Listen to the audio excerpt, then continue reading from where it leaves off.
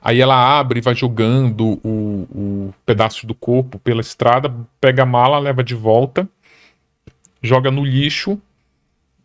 E no outro dia de manhã as pessoas começam a encontrar as partes. A última parte a ser encontrada é a cabeça. Um braço ninguém achou, Mas porque um cachorro era no meio do comeu. mato e o pessoal achou? Por quê? Não, ela parava na estrada e jogava, tipo... Ela não entrava na mata pra jogar. Tá. Ela só, tipo, jogava assim na beirada da Então não estrada. queria esconder o corpo. Se quisesse mesmo, ele ia fazer uma coisa mais elaborada, né? Então, por isso que não vai dizer que isso foi Estranho, né? planejado, isso, cara.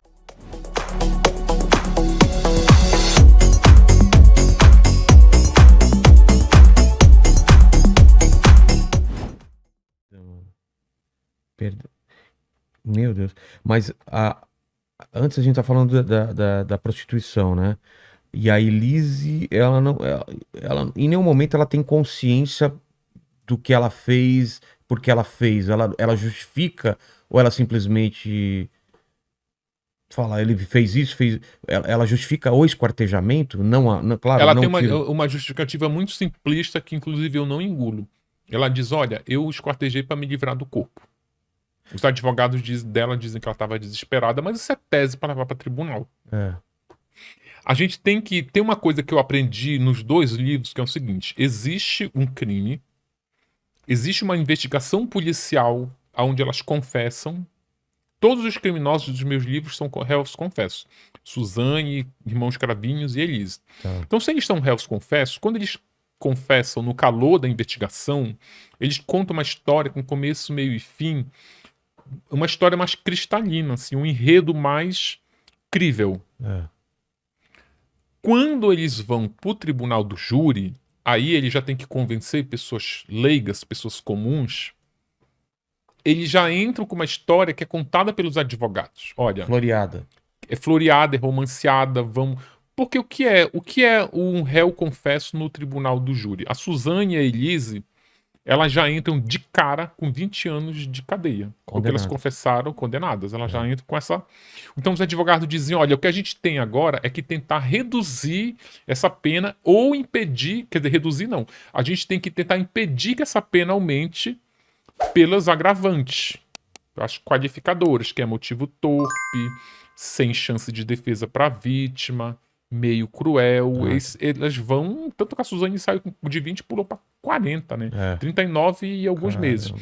Então, para eles tentarem convencer o júri para derrubar esses agravantes, essas qualificadoras, eles começam a contar uma historinha, tipo... que no caso da Elise, onde ela seja vítima. Aí vai, olha, eu esquartejei porque ele ameaçava tomar minha filha. Ele falou não sei o quê.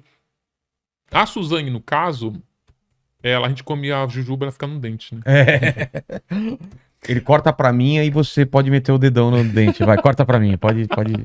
Precisa não. Tá. A Suzane, ela já conta... A Suzane ia ficar muito mais evidente porque a Elise fez tudo sozinha. Então é uma história só dela. Mas a historinha que ela contou, o esquartejamento foi pra livrar do corpo. Não foi uma coisa de ódio, de... Não. Pra livrar do corpo. Tá. Pra livrar do corpo. O que eu acho... Tipo, livrar do corpo, tu vai se esquartejar? Tipo... Colocava num... Sei lá, eu acho que é um negócio muito brutal pra uma demanda muito pequena pra mim. Tu já matou? Ela levou as malas pra onde? Levou lá perto da casa do Mandíbula. É mesmo? Em Cotia. Sério? Sério. E ela enterrou ou simplesmente? Não, ela jogou. Ela abre as malas. Primeiro ela queria levar pra Curitiba, lá pra Chopinzinho. Então ela pega uma TR4, segue lá pela...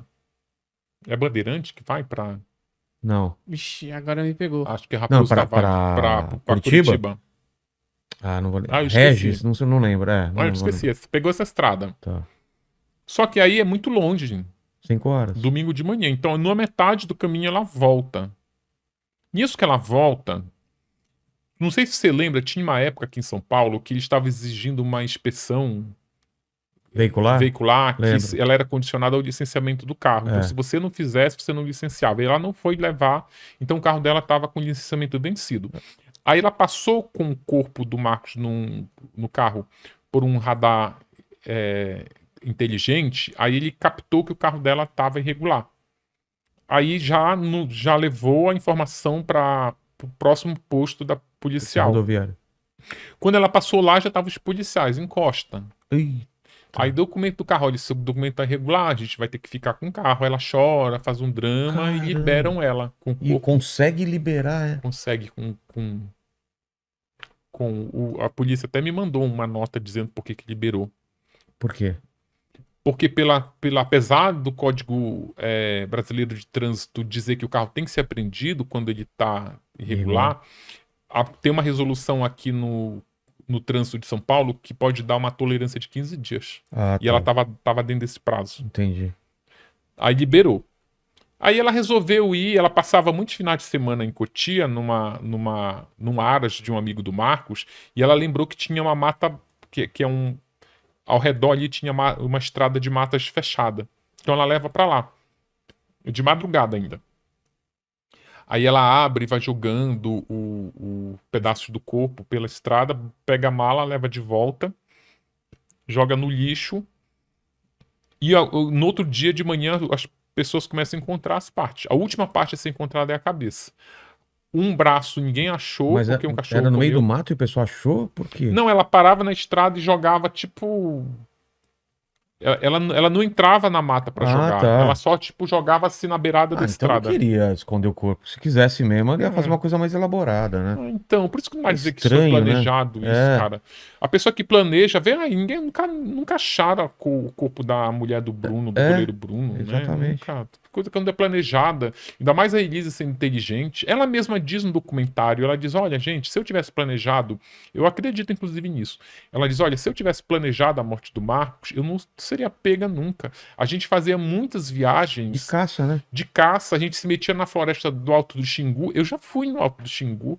Tu pega um avião, é 6 horas, Então. eles te largam num lugar no ermo. Ela diz, eu daria um tiro nele no meio do mato. Eu duvido que alguém achasse o corpo dele. O corpo dele ia ficar lá pra sempre. E eu acredito, eu conheço o Alto do Xingu, já fui lá fazer reportagem lá em aldeias indígenas. No calor do momento mesmo. Sendo no calor. A advogada dela fala uma coisa que eu concordo plenamente também. A Elise, ela começou, ela se deu muito mal na vida porque ela teve uma série de escolhas ruins. Ela escolheu, ela podia ter se separado, ela já tinha procurado uma advogada. Ela até brinca, a advogada dela atual, a Juliana, fala, olha, se ela tivesse me procurado, em vez de ter procurado a outra na separação e não me procurado depois do crime, eu já diria pra ela, não precisa contratar detetive nem nada, vamos fazer a tua separação. Tipo, tu não vai sair com uma mão na frente e outra atrás. Ela tinha já bens construídos, ela tinha muitas capacidades profissionais para recomeçar a vida. E outra, ela diz que o Marcos ameaçava tomar a filha dela. Não Eu é vou tomar a assim, tua né? filha. Mas o livro banca a tese de que o Marcos nem faria questão dessa menina. Primeiro que, no próprio e-mail que a Elise escreveu ao Marcos, esse e-mail está reproduzido na íntegra no livro, ela já diz que... Ela já reclama do afastamento do Marcos como pai.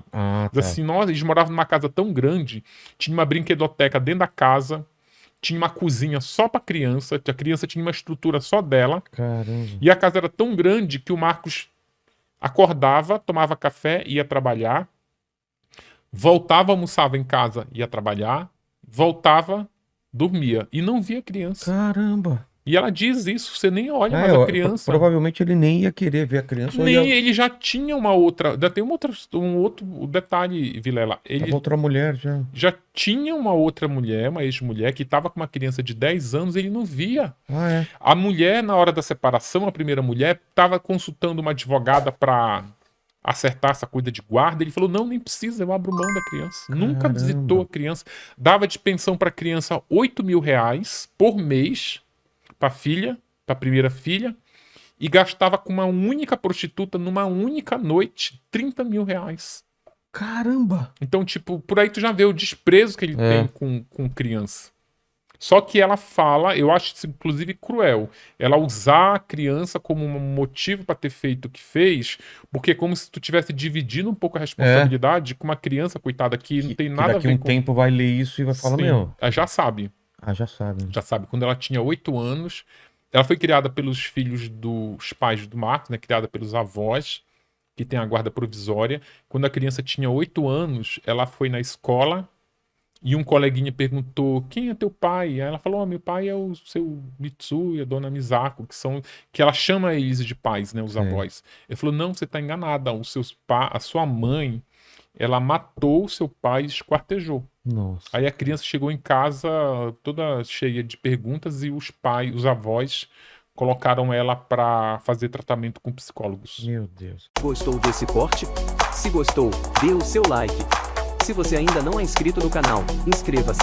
Aproveite para compartilhar esse e outros vídeos do canal, pois assim nos ajuda a trazer mais e mais vídeos. Contamos com você!